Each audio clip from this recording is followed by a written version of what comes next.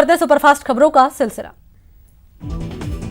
गहलोत सरकार ने डूंगरपुर हिंसा से सही ढंग से नहीं निपटने के चलते डूंगरपुर के कलेक्टर कानाराम, एसपी जय यादव, उदयपुर के संभागायुक्त विकास सीताराम जी भाले को हटा दिया। कालूराम रावत डूंगरपुर के एसपी होंगे।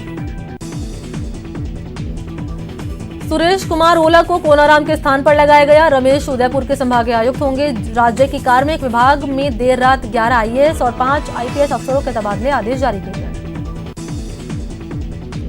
वरिष्ठ आईपीएस अधिकारी राजीव कुमार दासौत को डीजी जेल बनाया गया है, जबकि बीएल सोनी को डीजी एसीबी लगाया गया। हाल ही में डीजी एसीबी के पद से सेवानिवृत्त हुए आलोक त्रिपाठी के स्थान पर बीएल सोनी को डीजी एसीबी लगाया गया है। उत्कल रंजन साहू को डीजी गृह रक्षा लगाया गया। माना जा रहा है कि DG law and order ML Lathar DGP होंगे। डीजीपी भूपेंद्र सिंह यादव के वीआरएस लाने के बाद ये कयास लगाए जा रहे थे कि उनका स्थान एमएल लाठर लेंगे। पंचायती राज संस्थाओं के तीसरे चरण की सभी 975 ग्राम पंचायतों में आज चुनाव हो रहे हैं। इस चरण के लिए सुबह 7:30 से शाम 5:30 बजे तक वोटिंग होगी। सरपंच पद के लिए 4,906 और पंच पदों के लिए 10,205 उम्मीदवार चुनावी मैदान में अपनी किस्मत आजमा रहे हैं, जबकि सरपंच के 32 और पंच के 5,031 उम्मीदवारों को निर्विरोध चुन लिया गया है। तीसरे चरण में 31,87,585 मतदाता अपने मताधिकार का इस्तेमाल कर रहे हैं। इनमें से 16,66,814 पुरुष, 15,20,762 महिला और 9 अन्य मतदाता हैं। शाम 5:30 बजे मतदान समाप्त होने के बाद सभी पंचायत मुख्यालयों पर मतगणना करवाई जाएगी और 7 अक्टूबर को उप सरपंच का चुनाव होगा। प्रदेश में कोरोना संक्रमण के बीच पंचायत चुनाव हो रहे हैं। इसी बीच हाईकोर्ट ने बीते दिन जयपुर, जोधपुर और कोटा नगर निगम चुनाव 31 अक्टूबर तक आयोजित करवाने के निर्देश दिए थे। इन तीनों शहरों में कोरोना संक्रमण ज्यादा होने पर यहां चुनाव कराना खतरे से कम नहीं है, जिसके चलते चुनाव के मामले में सरकार सुप्रीम कोर्ट पहुंच गई। ऐसे में अब सबकी निगाहें सुप्रीम कोर्ट पर है। अगर सुप्रीम कोर्ट सरकार को राहत नहीं देता तो फिर तय समय पर चुनाव करवाने होंगे। हालांकि दूसरी ओर प्रशासन अपनी सभी तैयारियां पूरी कर ली है। सीएम अशोक गहलोत ने कोर ग्रुप के अफसरों के साथ कोरोना की समीक्षा की। सीएम अशोक गहलोत ने कहा कि राज्य सरकार ने जिस मंशा के साथ कोरोना के खिलाफ जन आंदोलन और नो मास्क एंट्री अभियान शुरू किया है, इसका प्रदेशवासियों के बीच अच्छा असर हो रहा है। लोग मास्क पहनने और उचित दूरी रखने की पालना के साथ साथ मास्क वितरण के काम में भी बढ़ चढ़कर सहयोग कर रहे हैं। सीएम ने अभियान के दौरान वितरित किए जा रहे मास्क गुणवत्ता हो, इसकी पुख्ता व्यवस्था सुनिश्चित करने के निर्देश दिए। सीएम ने कहा कि कोरोना संक्रमितों की बढ़ती संख्या को देखते हुए संक्रमण में कमी लाने और आमजन में हेल्थ प्रोटोकॉल की पालना सुनिश्चित करवाने के लिए आंदोलन की कल्पना की गई है। अलवर के थाना गाजी गैंगरेप केस में फैसले की घड़ी आ गई। आज अदालत मामले में फैसला सुनाएगी। मामले में दोनों पक्षों की बहस पूरी हो गई। अलवर की विशेष अदालत मामले में आज फैसला सुनाएगी। ये मामला 2 मई 2019 का है। एक दलित पति पत्नी अलवर थाना गाजी रोड पर बाइक से थाना गाजी की ओर जा रहे थे, तभी आरोपियों ने पीड़ित परिवार की बाइक रुकवा दी और पीड़िता को खींचकर सुनसान जगह ले गए। पीड़िता का आरोप है कि यहां पर 5 दरिंदों ने उसके साथ गैंगरेप किया। इस दौरान बदमाशों ने वीडियो बनाए। घटना के दौरान बदमाशों ने पीड़िता के पति को उसके सामने ही बांध रखा। एक आरोपी ने घटना को रिकॉर्ड करने के बाद इसे सोशल मीडिया पर वायरल कर दिया। घटना के सामने आने के बाद सरकार ने एसएचओ, डीएसपी, एसीपी और एसपी को हटा दिया था। अफसरों पर आरोप है कि जब पीड़िता केस दर्ज करवाने के लिए थाने आई थी तो पुलिस अधिकारियों ने एफआईआर दर्ज नहीं की। चूरू में युवती को अगवा कर गैंगरेप का मामला सामने आया है। आरोपियों ने 8 दिनों तक पीड़िता को राजगढ़ और नीम का थाना में बंधक बनाकर दुष्कर्म की वारदात को अंजाम दिया। पीड़िता की रिपोर्ट पर राजगढ़ पुलिस ने 9 लोगों के खिलाफ संगीन धाराओं में मामला दर्ज किया। पुलिस से मिली जानकारी के मुताबिक 24 सितंबर को पीड़िता अपने गांव से राजगढ़ बस स्टैंड पहुंची थी, जहां उसे विक्रम पूनिया नाम का युवक मिला। विक्रम को युवती पहले से जानती थी। विक्रम ने उसे एसएससी का फॉर्म भरवाने के बहाने कार में बिठाया, जिसमें पहले से ही देवेंद्र पूनिया और 2 अन्य लड़के मौजूद थे। आरोपी कार से उसे एक मकान में ले गए, जहां चारों ने उसके साथ सामूहिक दुष्कर्म किया।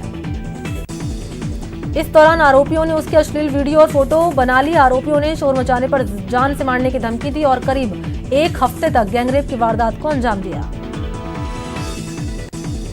सोमवार को निजी स्कूल फीस वसूली के मामले में हाईकोर्ट में अंतिम बहस अधूरी रह गई। सीजे इंद्रजीत महंती की खंडपीठ में सुनवाई हुई। आज फिजिकल पैरवी से सुनवाई होगी। राज्य सरकार और सुनील समदरिया ने 7 सितंबर के आदेश को चुनौती दी। पिछली सुनवाई पर डीबी ने सिंगल बेंच के आदेश पर रोक लगा दी थी। आरएसएस के सरसंघ चालक डॉक्टर मोहन भागवत सोमवार देर शाम कोटा पहुंचे। महावीर नगर स्वामी विवेकानंद स्कूल में वो रात्रि विश्राम के लिए ठहरे। स्वामी विवेकानंद स्कूल में पहुंचने पर छात्राओं के द्वारा उनका स्वागत किया गया। राष्ट्रीय लोकतांत्रिक पार्टी के सांसद हनुमान बेनीवाल सोमवार को जोधपुर दौरे पर रहे।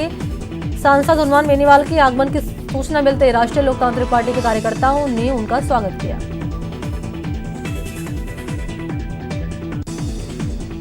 झालावाड़ के भवानी मंडी शहर के गौतम नगर के लोगों ने नगर पालिका प्रशासन के खिलाफ मोर्चा खोल दिया। अतिक्रमण के खिलाफ पुलिस की कार्रवाई से नाराज पीड़ित परिवार ने शहर के मामा भांजे चौराहे पर प्रदर्शन किया और सिटी फॉर लेन के सर्विस लेन पर आधी रात को धरना दिया। पीड़ितों का कहना है कि 8 से 10 सालों से करीब दर्जन भर परिवार गौतम नगर में रह रहा है और नगर पालिका प्रशासन ने उनके मकानों को तोड़कर उन्हें बेघर करने का आदेश दिया। इसको लेकर जब वो एसडीएम से गुहार लगाने पहुंचे तो उनके साथ बदसलूकी की गई। इस बीच पीड़ित परिवार प्रभारी मंत्री टीकाराम जूली से मिलने सर्किट हाउस पहुंचा, लेकिन वहां उनकी मुलाकात प्रभारी मंत्री से नहीं हो पाई। इसके बाद परेशान इन परिवारों ने अपने बच्चों के साथ शहर के मामा भांजे चौराहे पर डेरा डाल दिया। लोगों का कहना है कि जब तक उनके आशियाने उड़ाने का आदेश वापस नहीं लिया जाएगा, उनका धरना जारी रहेगा। झालावाड़ के प्रभारी मंत्री टीकाराम जूली सोमवार देर शाम झालावाड़ पहुंचे। यहां कांग्रेस कार्यकर्ताओं ने उनका जोरदार स्वागत किया। इस दौरान सर्किट हाउस में प्रभारी मंत्री टीकाराम जूली अधिकारियों के साथ बातचीत कर रहे थे और इसी दौरान खानपुर से कांग्रेस के विधायक मीनाक्षी चंद्रावत और लोकसभा कांग्रेस प्रत्याशी प्रमोद शर्मा को कक्ष से बाहर खड़ा रखा गया। इससे दोनों नेता नाराज हो गए और ऐसे में दोनों नेताओं ने प्रभारी मंत्री के कार्यक्रम का बहिष्कार कर सर्किट हाउस से रवाना हुए। इसको लेकर सर्किट हाउस में कांग्रेस कार्यकर्ताओं ने हंगामा किया। करौली में जिला प्रभारी मंत्री अशोक चांदना के काफिले के करौली जाने के दौरान कुछ लोगों ने सचिन पायलट और मुख्यमंत्री अशोक गहलोत प्रकरण को लेकर नाराजगी जताई और मंत्री को खरी खोटी सुनाई।